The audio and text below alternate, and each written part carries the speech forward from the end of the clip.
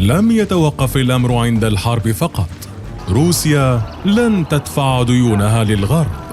قلق خيم على الدول الغربية وعلى رأسها الولايات المتحدة من خطوة قد تقدم عليها موسكو في أي لحظة، قد تتنصل من دفع الأقساط المترتبة عليها للدائنين الغربيين، وحينها سيكون الغرب قد تلقى الضربة القوية منها. ديون روسيا تصل وفق إعلان رسمي إلى أكثر من 453 مليار دولار.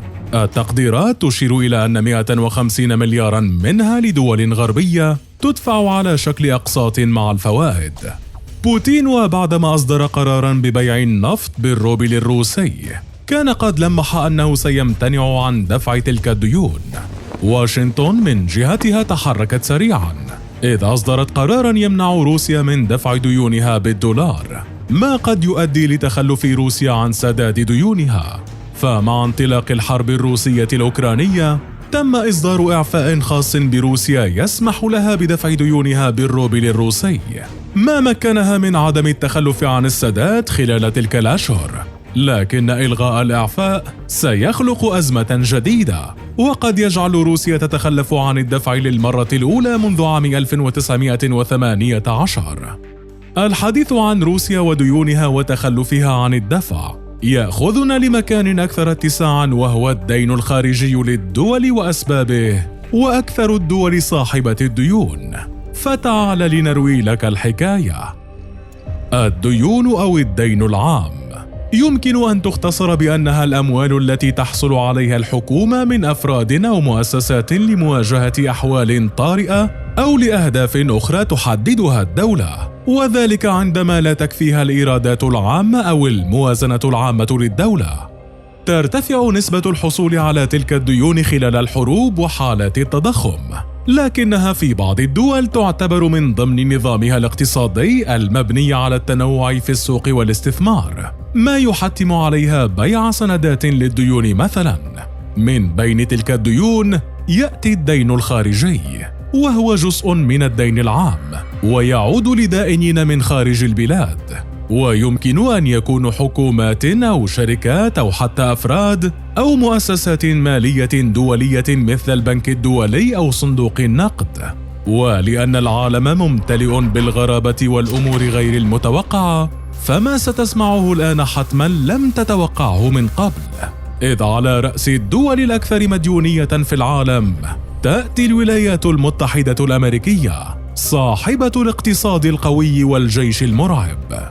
في أغسطس من عام 2021 قدر الدين العام للحكومة الأمريكية بنحو 28.5 تريليون دولار، من بينها ما يقارب 23 تريليون دولار ديون خارجية تدفعها واشنطن على شكل أقساط بوتيرة مستمرة، حيث تقترض الحكومة الأمريكية عادة عبر سندات بالدولار تطرحها بالأسواق مع فوائد يحددها البنك المركزي. وبطبيعة الحال فإن تلك السندات تعتبر مطمعا للعديد من الدول.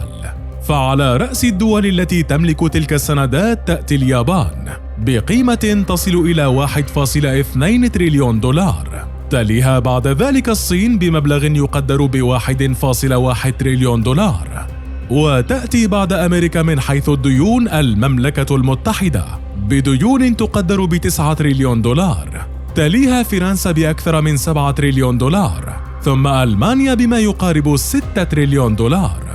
وعلى الرغم من الحديث اليوم عن ديون روسيا وتخلفها في الدفع، لكنها في الحقيقة تقع في المرتبة 20 في قائمة أكثر الدول مديونية في العالم، وتسبقها العديد من الدول التي تفرض عليها العقوبات وتضيق عليها الخناق.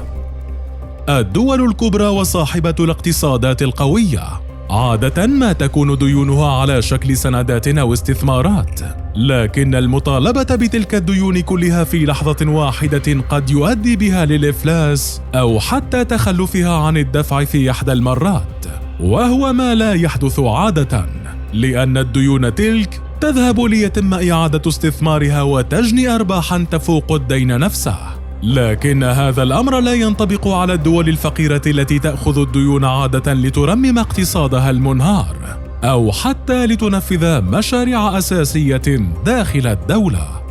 يرتفع اليوم الحديث عن الديون أكثر وأكثر، ويتخوف العالم من تخلف العديد من الدول عن الدفع، ما سيشكل أزمة اقتصادية عالمية متقلبة كثيراً.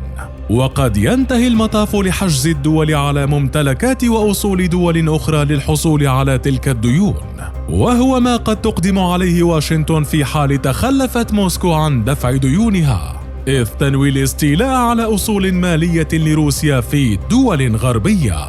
فهل سيدفع بوتين أم أنه سيترك الغرب تائها كما كل مرة؟